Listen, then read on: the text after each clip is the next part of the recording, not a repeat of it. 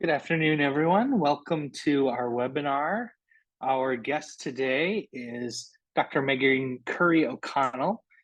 She serves as the Chief Public Health Officer at the Great Plains Tribal Leaders Health Board, representing 18 tribal communities across Iowa, Nebraska, North Dakota, and South Dakota. Her work in securing tribal health data has been instrumental in advancing tribal sovereignty. Under her leadership, the Great Plains Tribal Epidemiology Center, an essential component of GPTLHB, has thrived as a hub of technical support and advocacy for tribal communities in the region.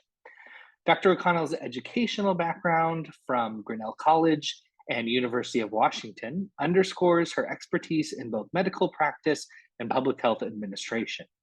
After completing her residency in family medicine at North Colorado Family Medicine Residency, Dr. O'Connell has dedicated her career to providing comprehensive health care in tribal and underserved areas.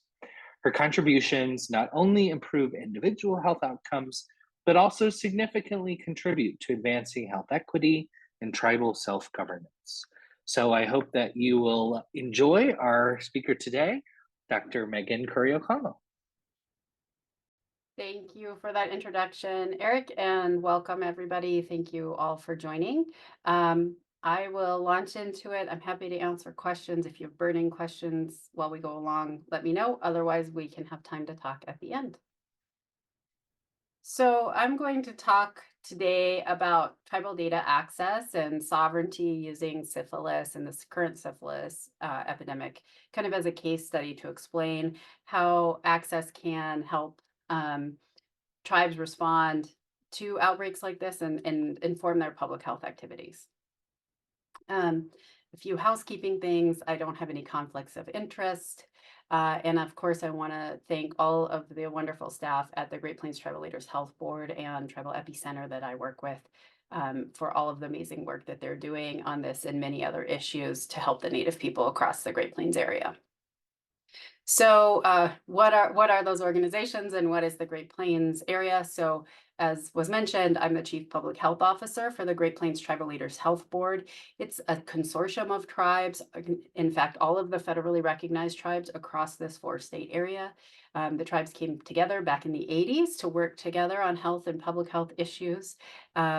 And it also houses one of 12 tribal epidemiology centers nationally, and the tribal epicenters also provide public health support to the tribes, and we'll talk a little bit more about that.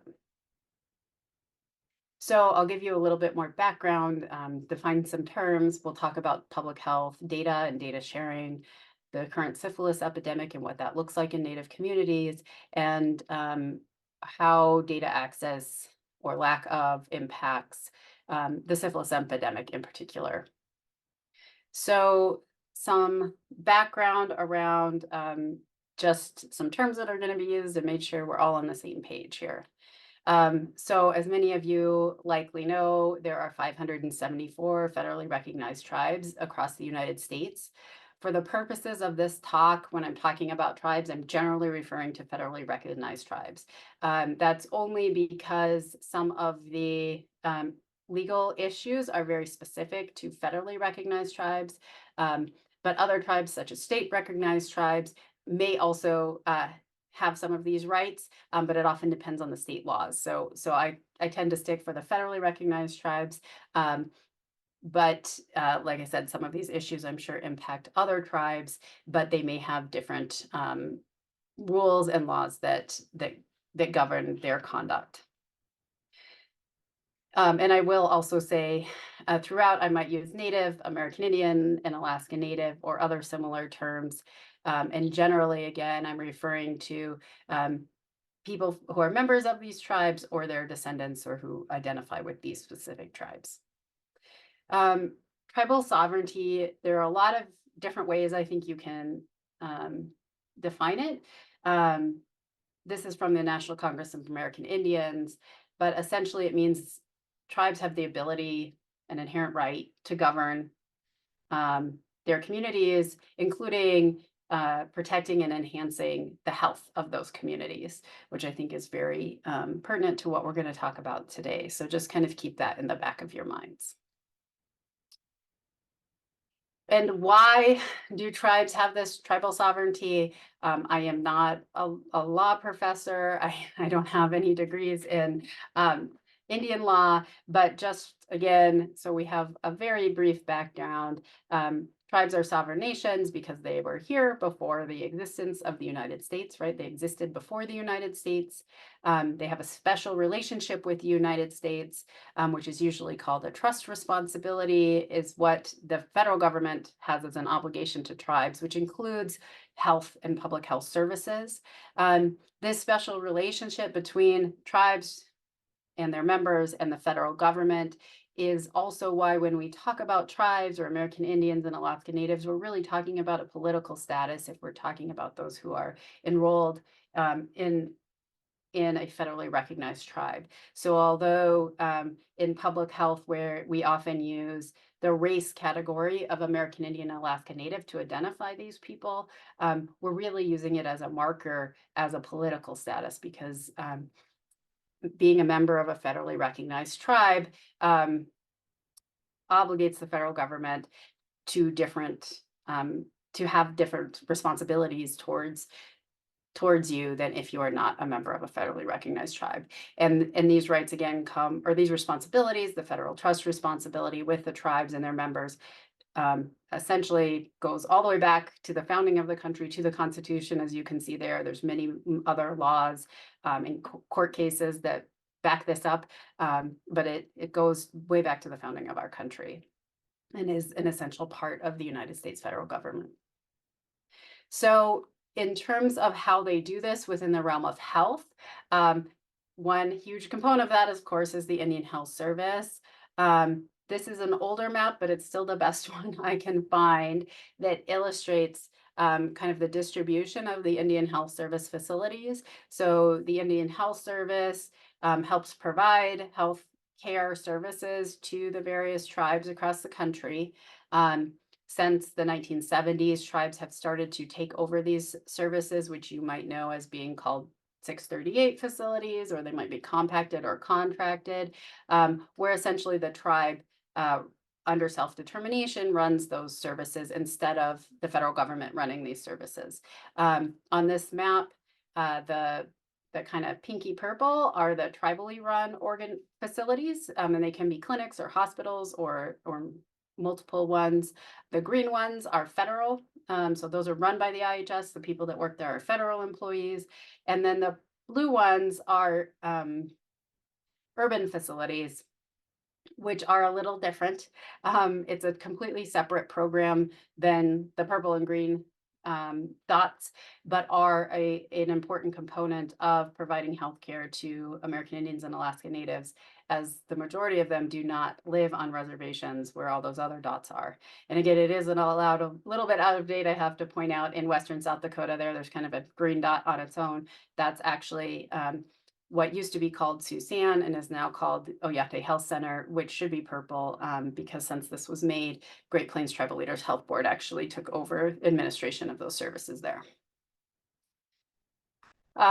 And within this framework, there's also tribal epidemiology centers, which I mentioned. I work with closely our tribal epidemiology center in the Great Plains. There's one associated with every IHS area here, seen in the different colors and named out there, including one for the urban centers across the country. And the tribal epidemiology centers were created by Congress to help provide public health support in a variety of ways to the tribes in each area. So the Great Plains, just to kind of recap, the Great Plains Tribal Leaders Health Board is a consortium of the tribes in the Great Plains area that they came together to work on health issues. And then when tribal epidemiology centers were created, they also decided that they would like to have that as part of their services. And so the Great Plains Tribal Epidemiology Center is part of the health board in our area and run effectively by the tribes. All right, so just kind of a lay of the land there, some of the words I might be using or referring to, but let's get into public health data and how this system works or doesn't work in the realm of public health.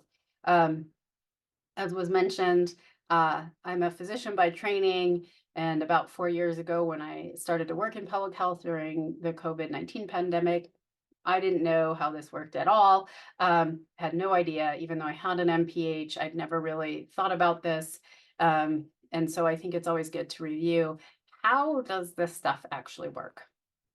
So one of the first things to acknowledge is that you can't do a lot of public health without data. It's foundational to what's done. So what does that mean? If you're going to uh, perform a public health activity of any sort, you have to know where to direct that activity, right? You have to know what disease, how many people have it, where do they live, what kind of resources are needed, and then you also have to be able to see if what you're doing is working, right? Evaluation. Did it help? Did it hurt? Do we need to do more? So at every step of the way, you need data to help direct what you're doing. It's your evidence base to help you make decisions in the public health realm. But how do you actually get that data if you're a public health agency? And the way I like to think about it, so this is a CDC graph. How do they make this graph, right? Where is this information coming from so that you can even know to say that syphilis cases have been increasing in the United States over the last couple of years? Well, it all starts with a clinical encounter. I will just kind of make a side note there. That's not true for all public health data, right? Some data is collected by surveys, for example, but particularly in the realm of infectious disease, it almost all starts with some sort of clinical encounter. A person goes to the doctor and they get screened for STIs and they test positive for syphilis, for example. Same is true for other infectious diseases, COVID, HIV, hepatitis, and even including things like E. coli or tuberculosis. And so that happens on a one-on-one individual encounter with a patient and a clinician. But then what happens to that data? That data is collected at the clinical site, and then it's submitted to the state Department of Health.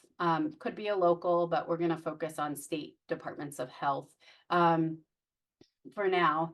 And then they use that to inform their public health activities. For anyone who's curious, they also submit it to the CDC. But this is pretty much standard, happens all the time. I used to do it as a clinician.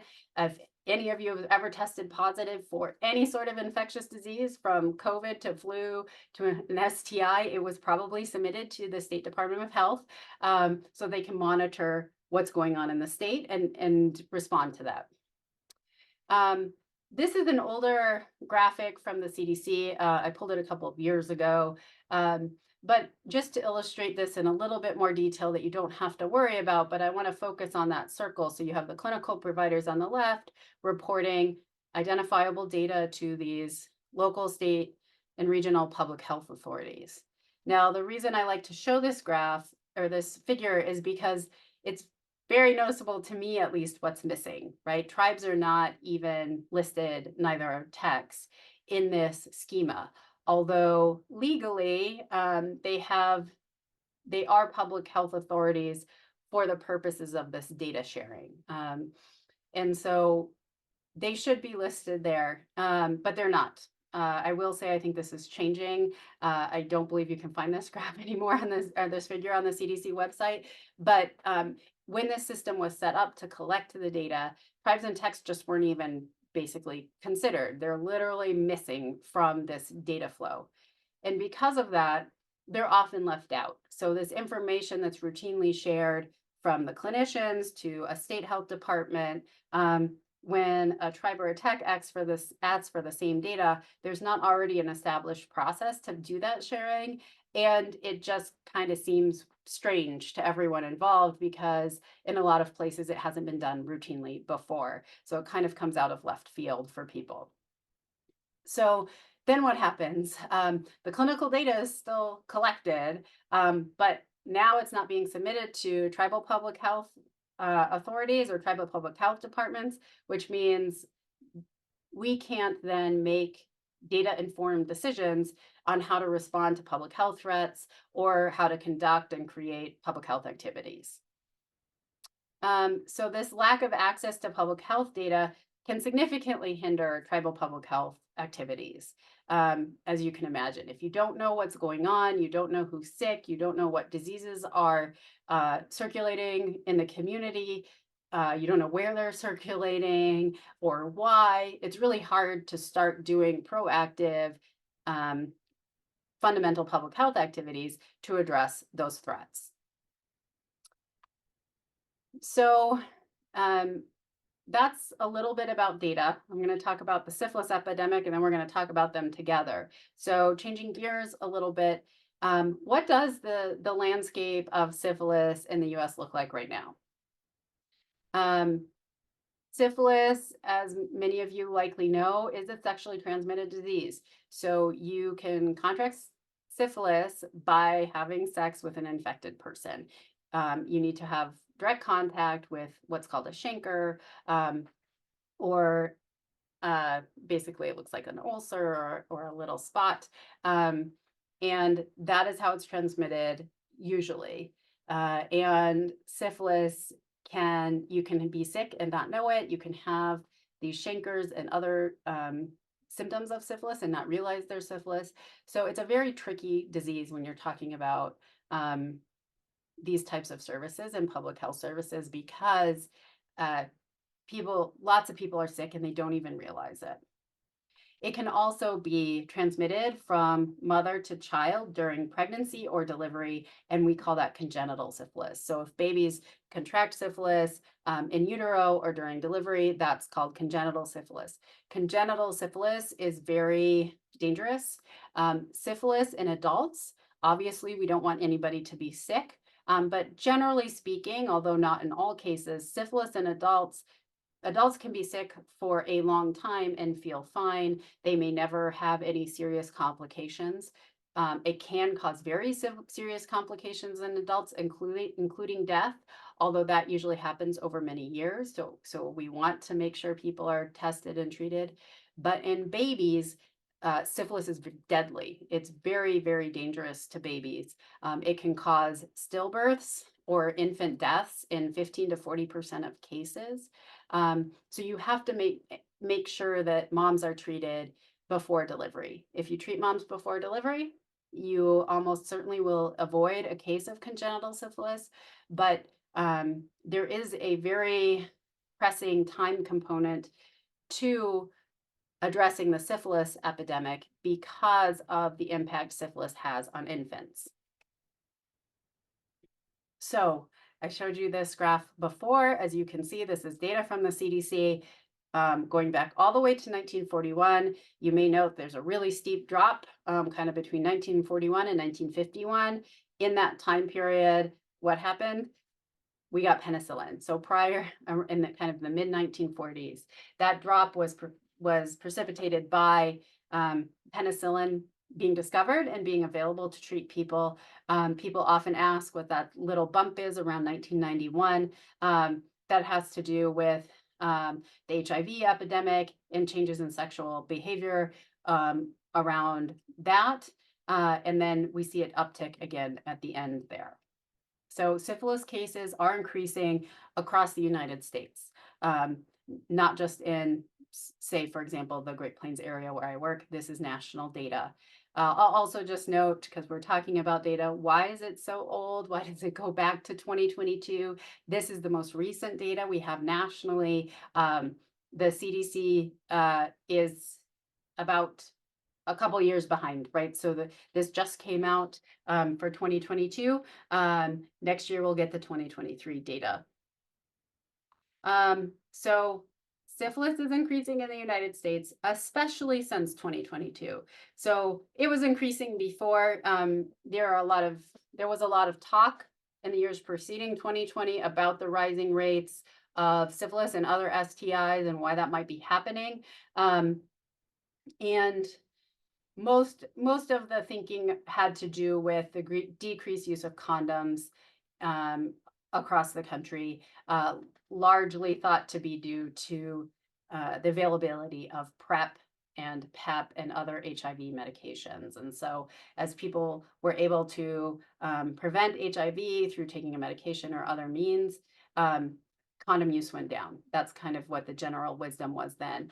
But you see in 2022, it just takes a sharp uptick in how many cases there are. So of course, what happened in 2022, we had the COVID global pandemic.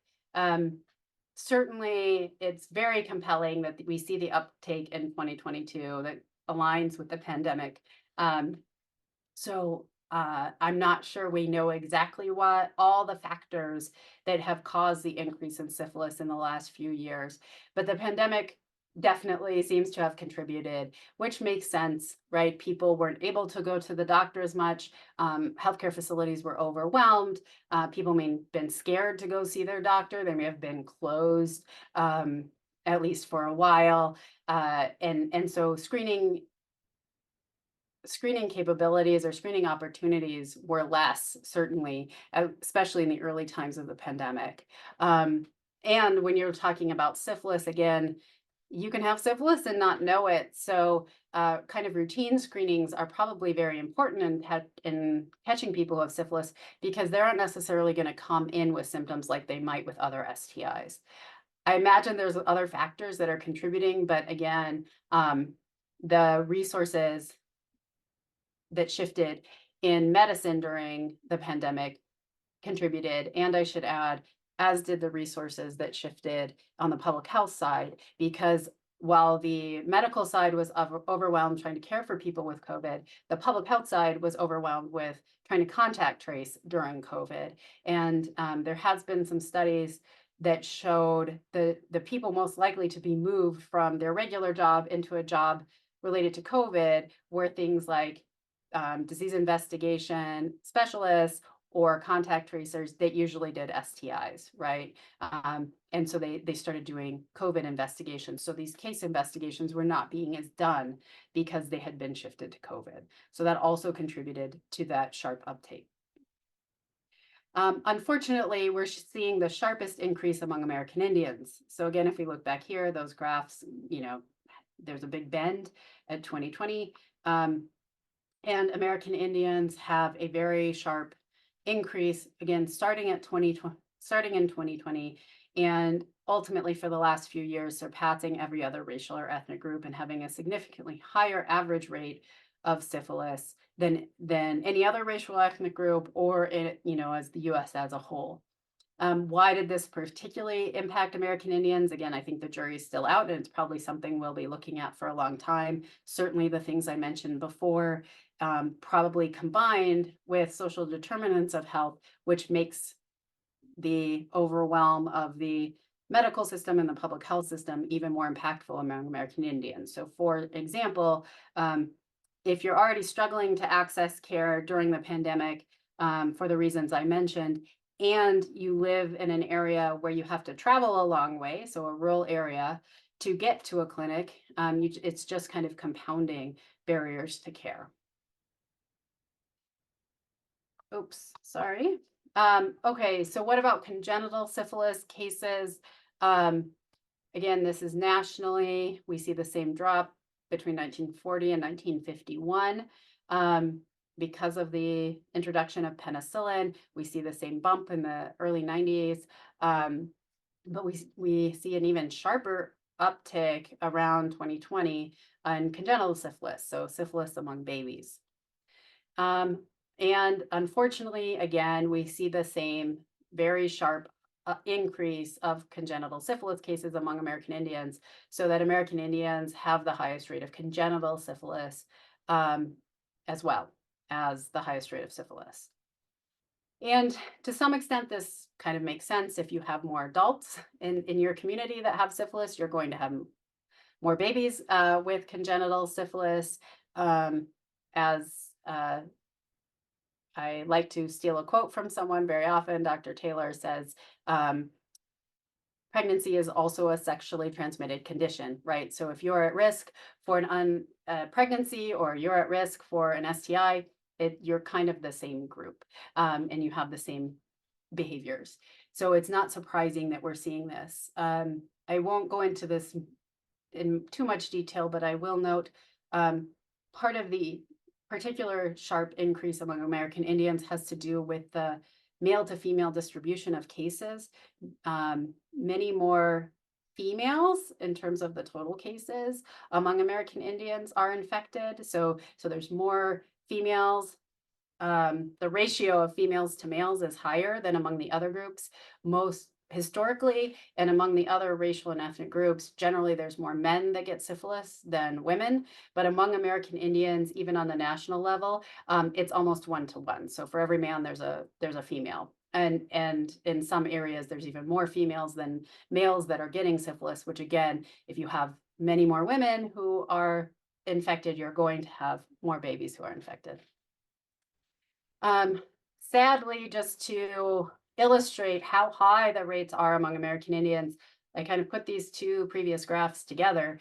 I didn't do anything fancy here. I just looked at the rates in 1940, so that's before penicillin was available, before we had treatment in the whole country, versus what we were in 2022 for American Indians, and they're essentially identical. It's about 650 per 100,000 for both groups. So that should give you an idea of how high the rates are right now among American Indian infants and other racial and ethnic groups. So that NHPIs, Native Hawaiian and Pacific Islanders, that's also very, very high. So we definitely have a serious congenital syphilis problem in this country, which of course goes along with the syphilis problem. But as I mentioned before, congenital syphilis is more medically devastating, including even potentially stillbirth or death, and has more serious medical complications and consequences than it does in adults. So the congenital syphilis rates are very concerning. So in terms of what's happening with syphilis, I think we've seen that syphilis and congenital syphilis nationally are kind of reaching historic levels, but particularly among American Indians and Alaska Natives. So again, nationally, there's been a lot of talk about the rates of syphilis just in the US as a whole, but American Indians and Alaska Natives are far exceeding those rates. And so the rates in our communities are even much higher. So how do these things all mash up in the work that we do at Great Plains? We have this public health system and model where you need to use data to make informed decisions and do things for people, right? To try to keep them healthy and respond to public health threats like a syphilis outbreak. And we've, this is just to say, some of what I'm about to say have been reported. There's been other reports, like from the GAO report, so not from journalists, that talk about how this data access is impaired. So this is kind of just to say we struggle with data access. It's been documented in a number of sources, so you don't have to take my word for it, but it's not easy, as I mentioned before, for tribes and techs to get data access all the time, and particularly from our experience in the Great Plains area, it can be very, very difficult. So quick reminder, you have clinical data that's collected, it's submitted to a state Department of Health, and then they use that information to decide what they're going to do, what diseases they need to respond to, and what kind of activities they're going to perform. So what might that look like? And we've talked a little bit about this, but essentially the workhorse of public health in stopping the spread of a disease is contact tracing. I think we all kind of learned that during COVID, but it is essential in order to stop the spread of the disease. It's been around for a long time. We don't really have anything better. It works very well, but it's very time intensive. It's very resource intensive. You need people who can do it. Boots on the ground. You need them if you're serving especially rural areas like the areas we serve. People have to be able to drive. I mean, just getting from one place to another can take a long time. You might have to visit a house many, many times before you can talk to somebody, but this is the only way we know in public health to slow the spread of disease. So you go out and you know who has syphilis and you talk to them and you make sure they get treated and you ask them who they've had sex with and questions about their behavior to try to get an idea of how to stop the spread. And then you go talk to their contacts and you treat them if they're infected, and then you talk to them and you go to there and you just kind of spread out in these circles to try to find as many cases as you can. So you're kind of a detective trying to figure out who has syphilis, because the person that presents to the clinic and has the positive test is just the tip of the iceberg. There's many other people that they've been in contact with or that they might know. You can even ask them, who else do you think needs that would benefit from syphilis testing? And that is the best way to find people and slow the spread of the disease. But in order to do this, you have to know who that person is, right? You have to know at least one person in this chain that they have syphilis, they've been tested, and they've been diagnosed. And so that data, again, is very important. If you don't know who they are, you're going to struggle to do this. So again, go back to this. The clinical data is collected, it's submitted to the states, but it's not submitted directly to tribal public health, generally speaking, which means we have a hard time making informed public health activities. So if we don't know who that person is, we can't treat them or make sure they're treated, and we can't identify anybody else on this branching tree, right? If we don't know who they are, there's really nothing else we can do to try to identify those people using things through contact tracing. I will say you can do things like community testing events and increasing screenings at clinics and stuff, which are certainly recommended by IHS and are things that we've been engaged in now for a couple of years. But I will say those are not they're not the most efficient way to do that, right? You're not going to find the most people by doing it that way. This method of contact tracing is the way you find the people who are at highest risk for having syphilis, and then find more of them. So of course, if you don't know who that is, you can't do the work. And then tribes can't protect the health of their people because they can't do this very basic fundamental public health work. So if we tie it back to tribal sovereignty, where tribes have the rights and obligation to protect and promote the health of their people, if they're lacking that information, it can prevent them from exercising these full sovereign rights. So what happens when tribes do have access to data? So this is one of our STI nurses, Tyler, and he is able to use data to go out and do this type of work. So what happens when tribes can do this work? What he's zipping up there is actually a container of cooler with penicillin in it. So he can go out into the field and treat people. And he can also do testing in the field to see if people have syphilis. And he can talk to somebody and do that, those services that I was talking about. So as I mentioned, if you have one person with syphilis, it's just the tip of the iceberg. There's other people under the water level there that may or may not be infected, but we don't even know that they exist. So people like Tyler can go out and try to figure out who those people are.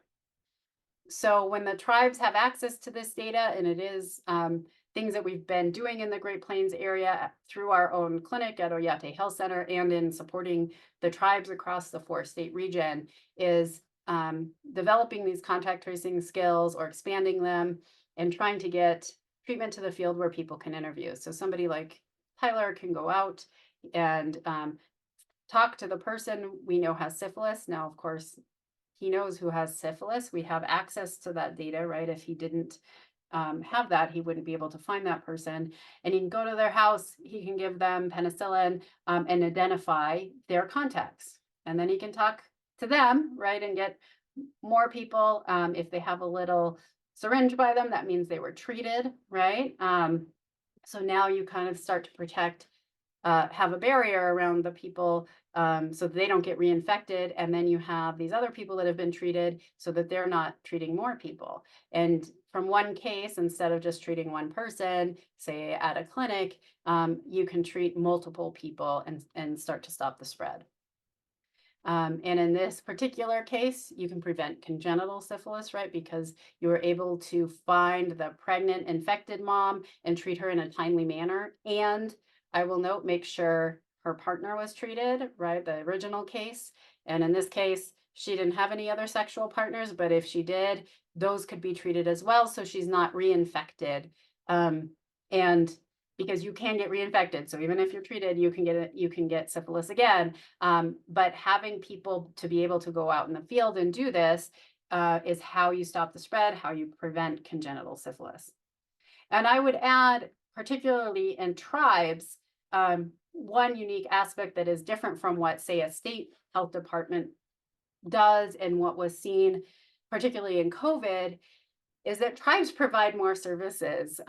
Just making a broad generalization, they think about health and what's required for health and wellness and what their obligation is to their members much more broadly than the states do, right? So if you have tribally led DIS teams, disease intervention services teams, going out, or tribal contact tracers, they often don't just, say, give you the penicillin and ask you about your sexual contacts, right?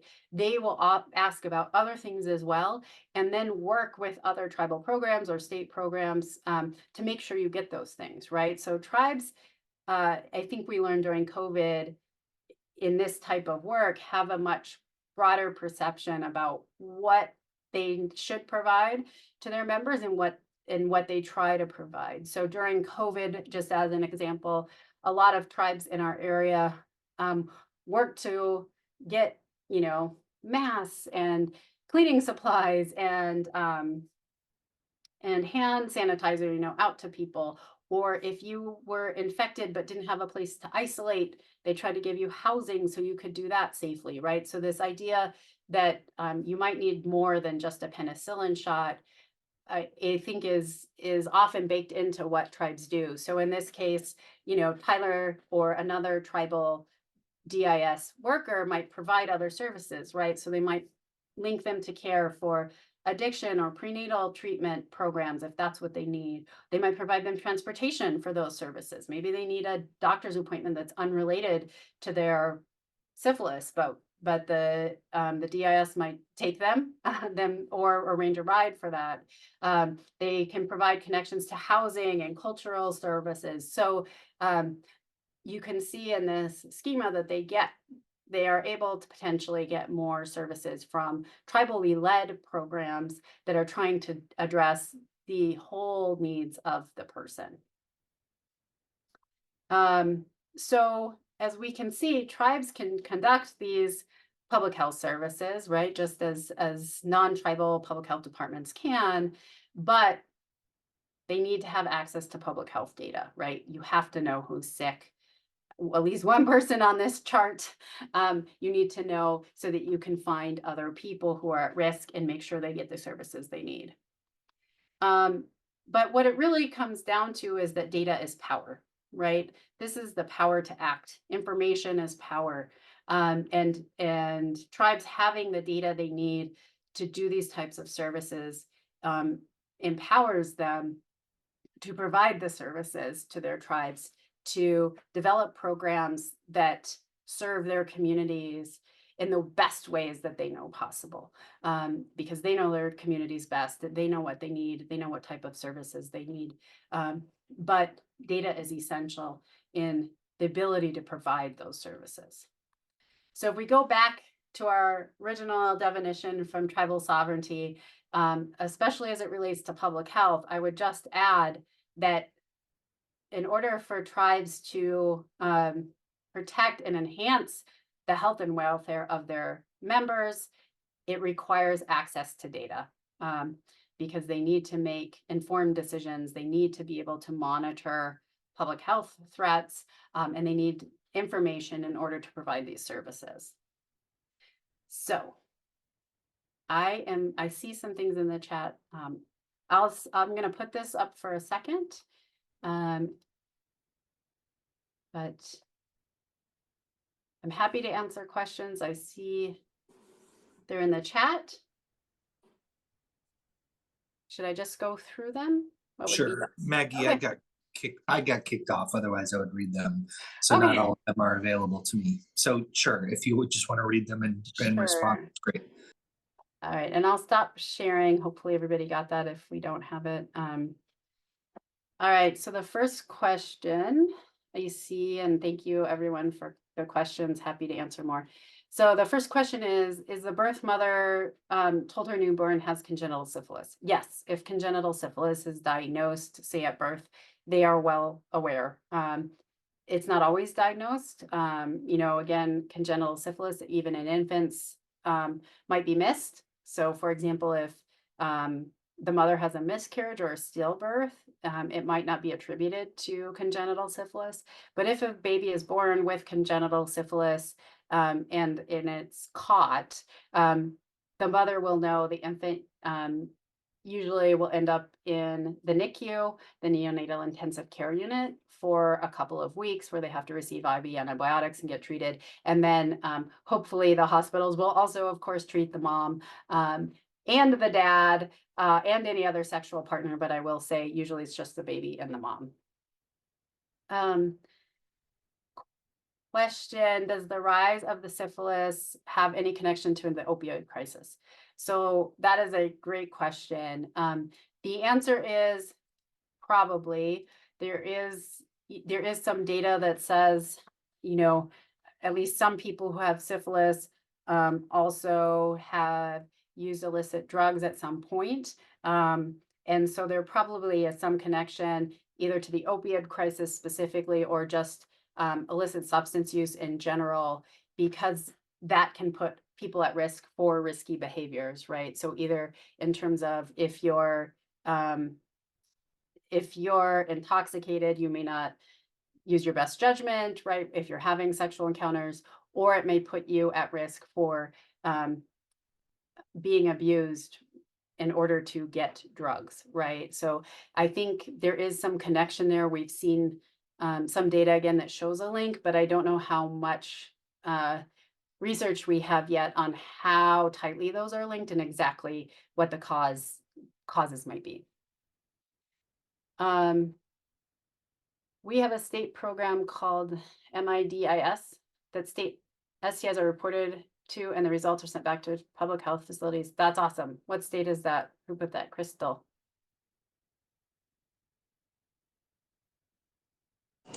Montana? In Montana, yeah. Yeah. So the state runs that program is called MIDAS. And then what it is, it's a tool to use for, it's an investigation tool.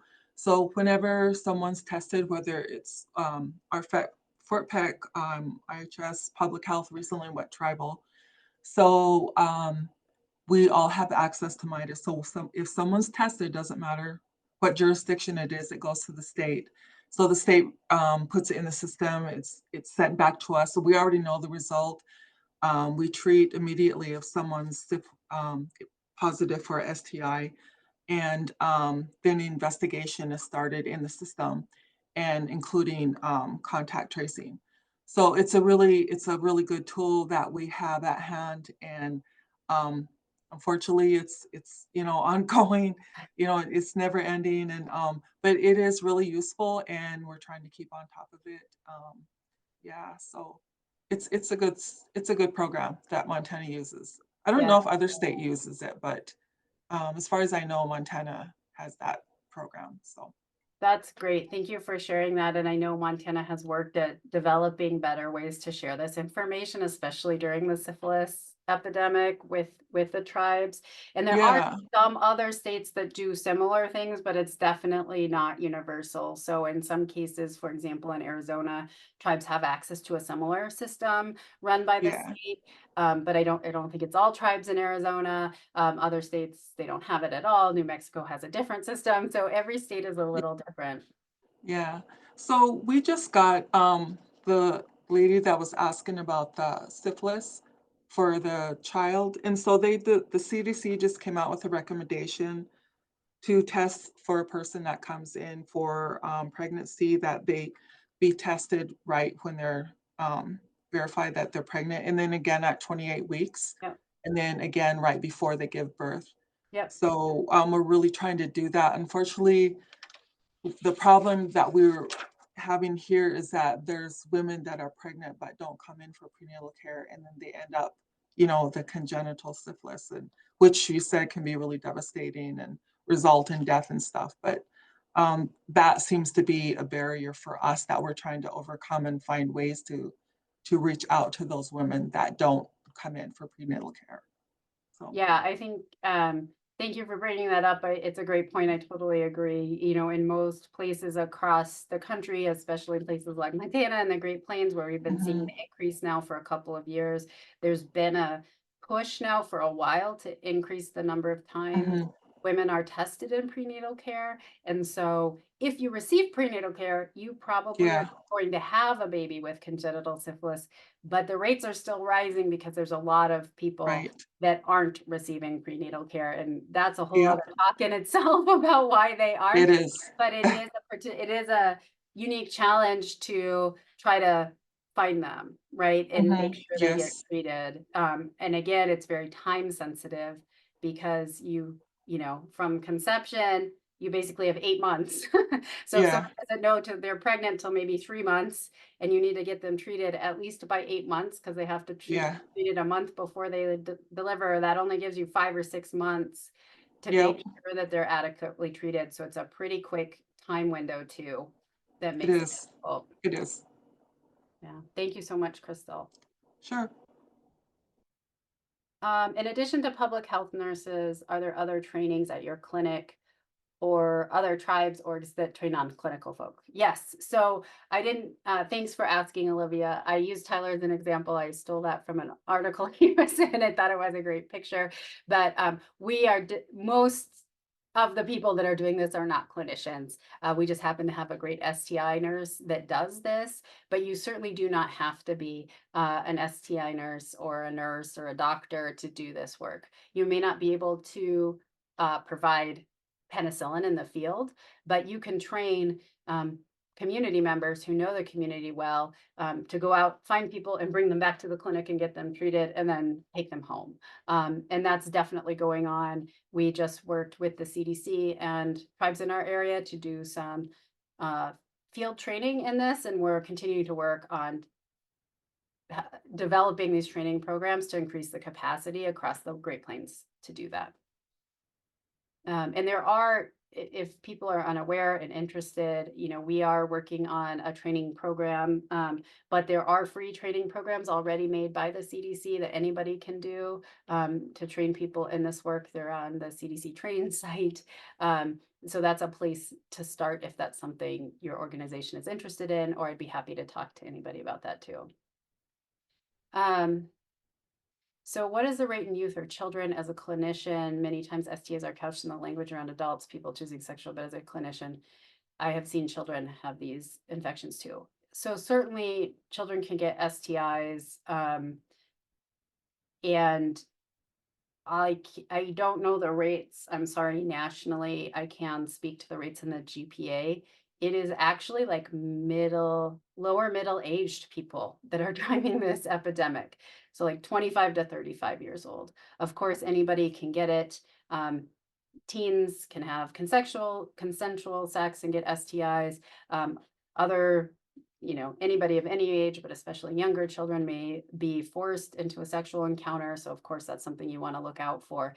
But in terms of who's driving this current epidemic, it's that like 25 to 35-year-old age group. It's not the teens or young adults. If what we have now is not working or being used, what policies would allow tribes to access the data? That's a great question. I wish I knew. So it really depends on which data and where from. So I didn't go into too deep into the weeds about where all this data is sent and where it's collected.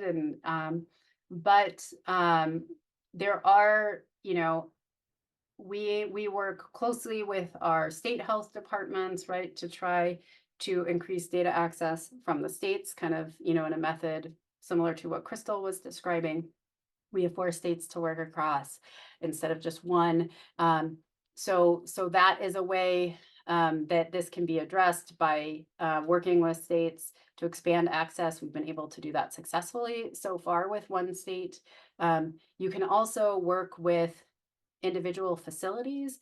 I think this is particularly useful if you're in a rural area, right? So if you're the only clinic or hospital for 100 miles, you by using the data that's from that facility, that probably goes a long way in terms of identifying and monitoring these threats. At the federal level, I showed that GAO report. That's been going on now for, I think, since it's been published for 2 years. I think that they started collecting data on it in 2021. So it's been so far a 3-year process. But that's to try to improve the data flow between the federal agencies within HHS and the techs specifically. So there's kind of a number of things going on to try to address this. So I know that's not a really easy answer, but it's a very difficult problem. I think it's part of it is looking at what's available in your local area and kind of where could you get a lot of data that might be the path of least resistance to start with. If you are working for a tribe or from a tribe that runs your own clinical facility, that's a great place to start. If that information isn't being shared, say between the medical side and the public health side, right? Because public health can do those activities. And, maybe with a public health nurse from the clinic could go out with the trained DIS staff that aren't clinicians, and it's a collaboration between the two. In terms of routes of transmission, I know congenital syphilis can occur in utero and by vaginal birth if baby comes in contact with a sore. Can you talk a little bit what is known about that? Can C-sections prevent congenital syphilis? Do untreated pregnant people with syphilis always have a baby with congenital syphilis?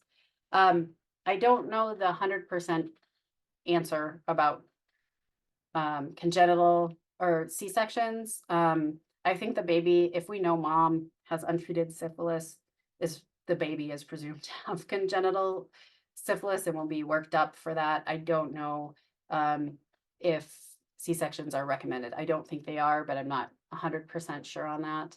And then do untreated pregnant people always? No, not always, but if it's a new case, right? So if the mom gets syphilis while she's pregnant, the rate of infection can be very high. I think as high as 70% or more. So more than half of the babies will become infected if not treated. It goes down. So if the mom had syphilis, contracted syphilis 2 years before she got pregnant, they will the rate of infection of the infant goes down. It's not as high, but they can still get infected. And Janelle put, yeah, you can't be saved from syphilis by C-section. Yeah, I didn't think that was the case. And again, a baby that a mom had a positive test would be worked up quite extensively.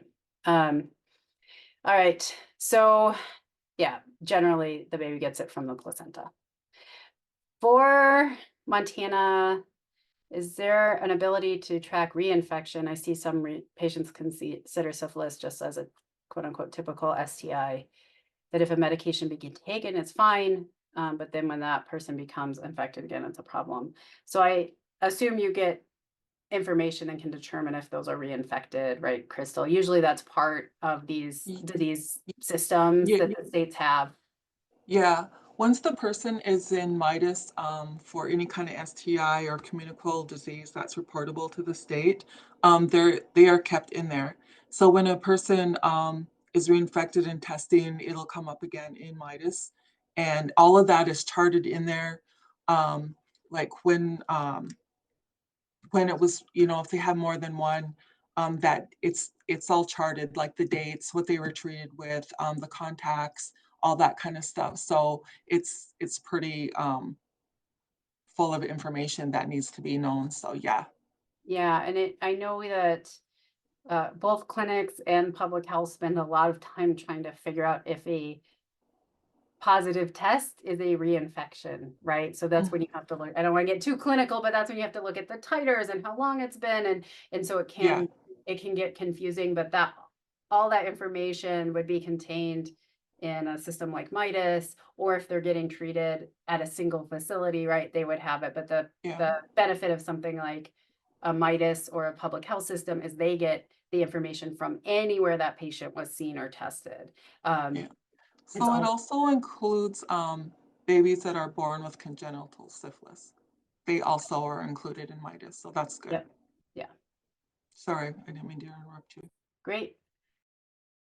So folks, Great questions. as you're heading out, make sure to complete our evaluation, which is in the chat. We take that information and it informs our future programming. So don't hop out before you have clicked the link. Dr. O'Connell, I have a question. I know that you all have appealed to the Secretary of the Health and Human Services Department federally, and that as of a few weeks ago, there had been no response. Have any of either the state health departments, governors of the states that the tribes you work with are in, the director of the CDC, any kind of high level folks actually engaged in this conversation about how to better share data, utilize data so that you as a public health entity can address this crisis?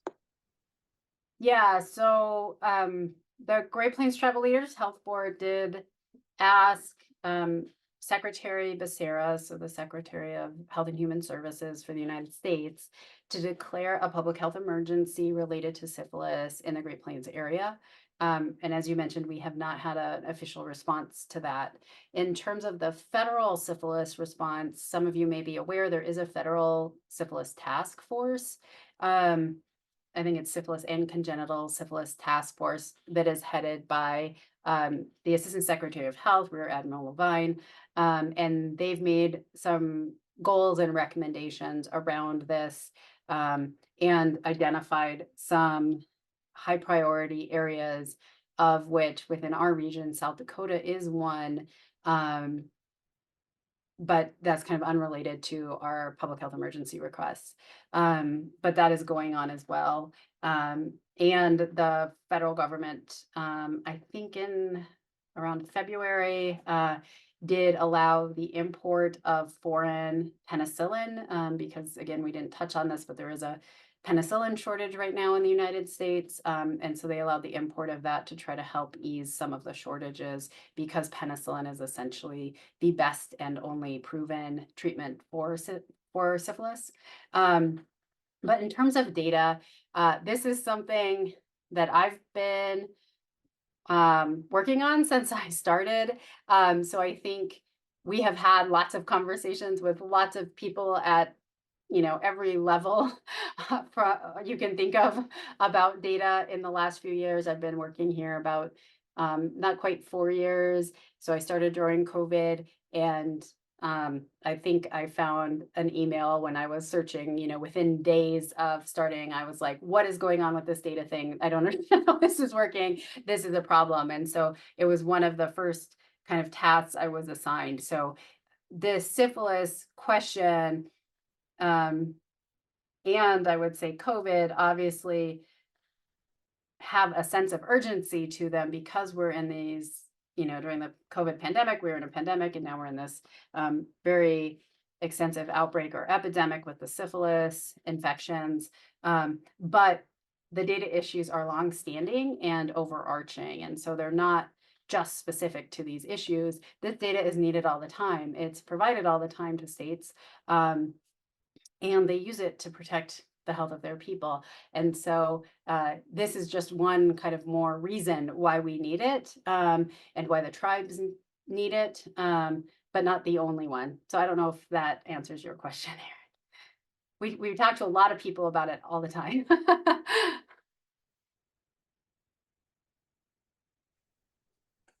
Great. Well, if there are any other questions, you can feel free to unmute yourself. Otherwise, make sure to click that evaluation link on your way out.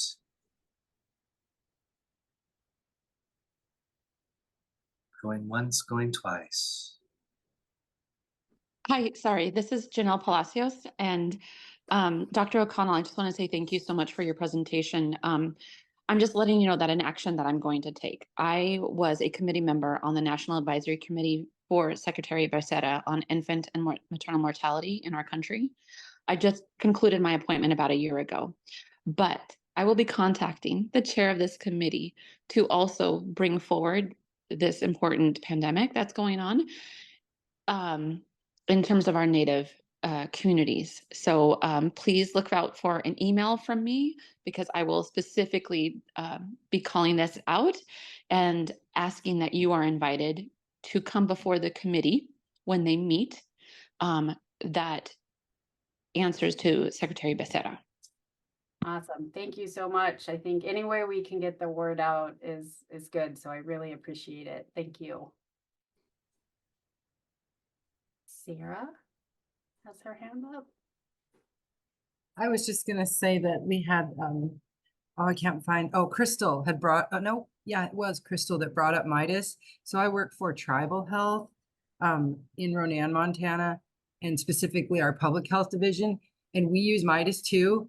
It's works great, but what we found in the build, should anybody else's state consider looking at Midas, is it was limiting us to our county. And we really worked hard with the state of Montana to get them to understand that tribal people travel amongst other, reservations, and we needed access to other counties, and they finally let us have it.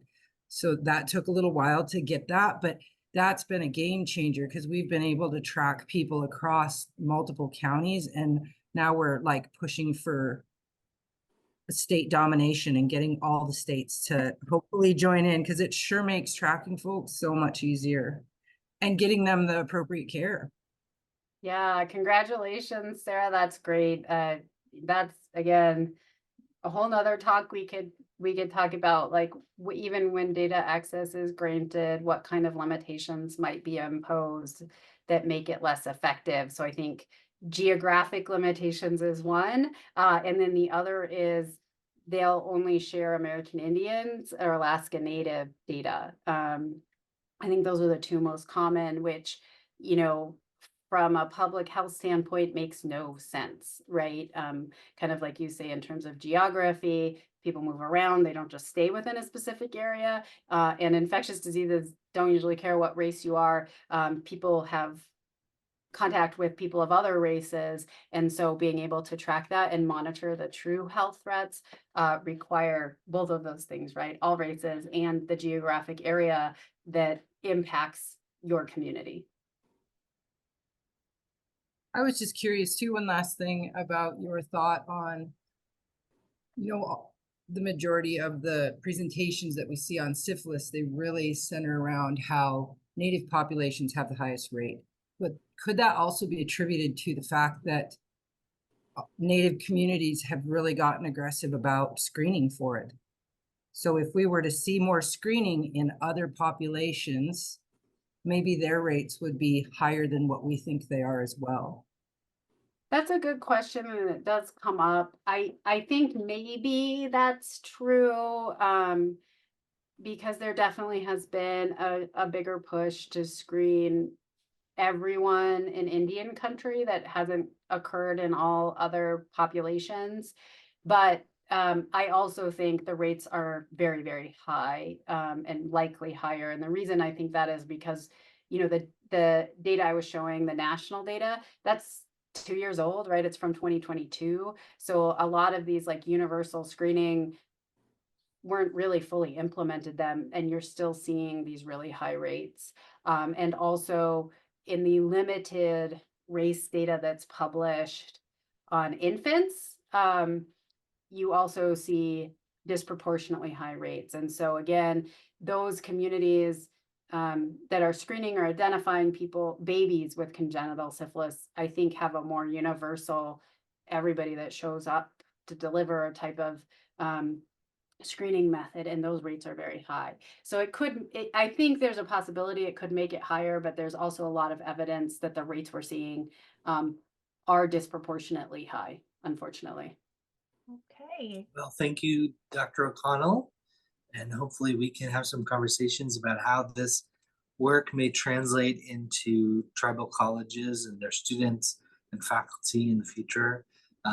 Yep. All right. Thanks, everybody. Yes, thank you, everybody. All right. Thanks, everyone. We'll see you next time.